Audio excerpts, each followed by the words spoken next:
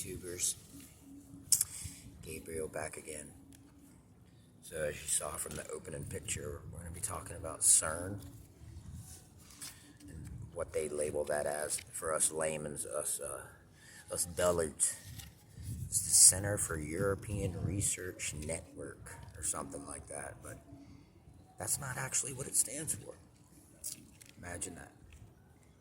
So in the opener, you saw their logo, and that's an international logo.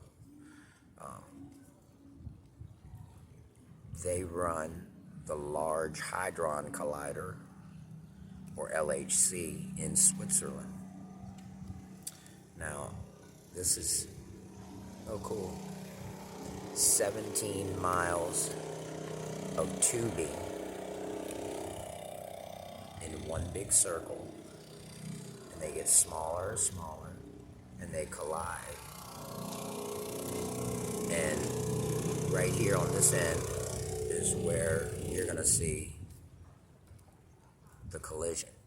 So this is CERN right here. This is the Large Hadron Collider in Switzerland. And as you see, they represented down here the smashing. It's like a big blitz. Once again, CERN.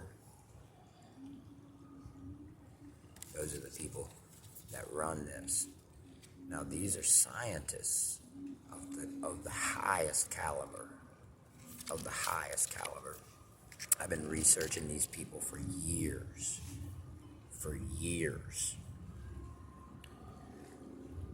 There's been stories coming out of that building about rips or tears in the fabric of reality, or rips in this dimension leading into another. So that leads us into our other topic, which is the Higgs boson particle, or the God particle.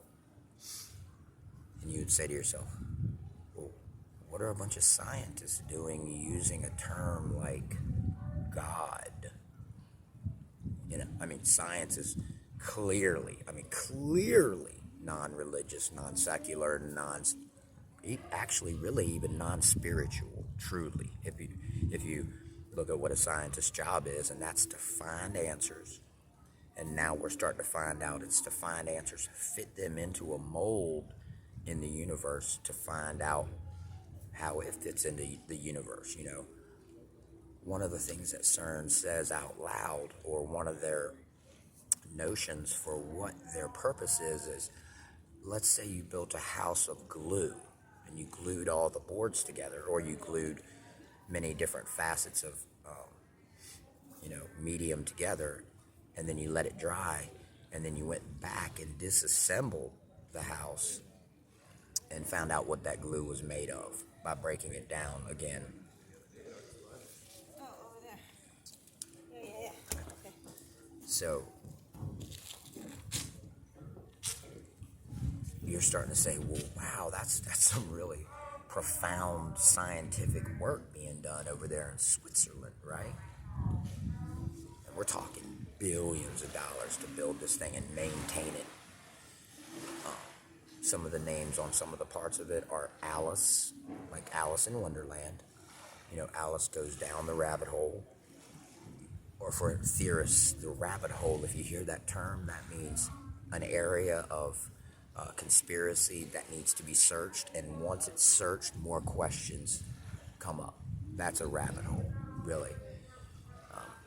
So back to the Higgs boson, the Higgs field,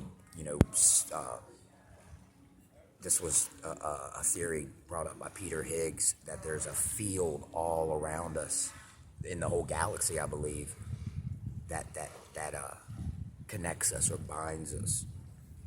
Now here's the funny part.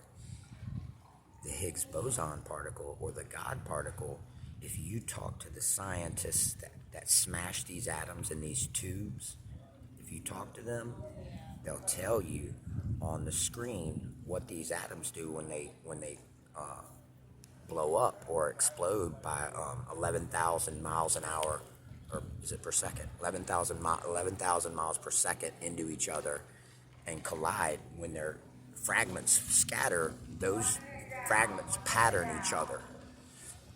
And they start to figure out certain things. And I'm not even clear on what that is, but here, this is the cool part. Every once in a while, and they're saying they know how often, but I don't think so.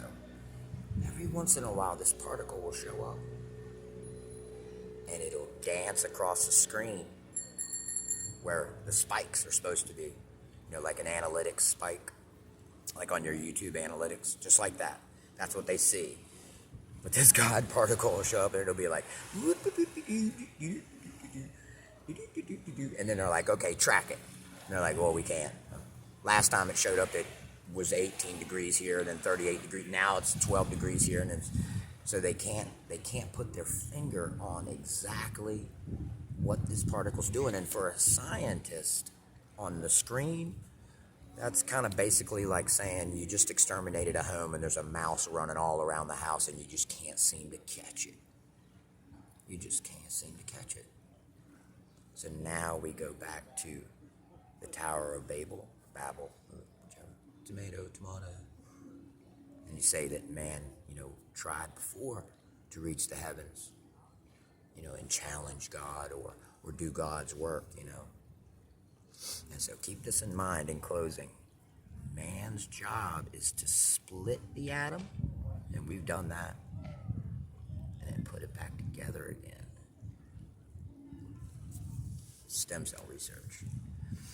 So, but just keep that in mind. These scientists have no idea. That's why they call it the God particle. Ask any scientific person in the world how many times they use the term God. Ask them. They'll say never. Until they start dealing with God's business. Thanks, YouTube.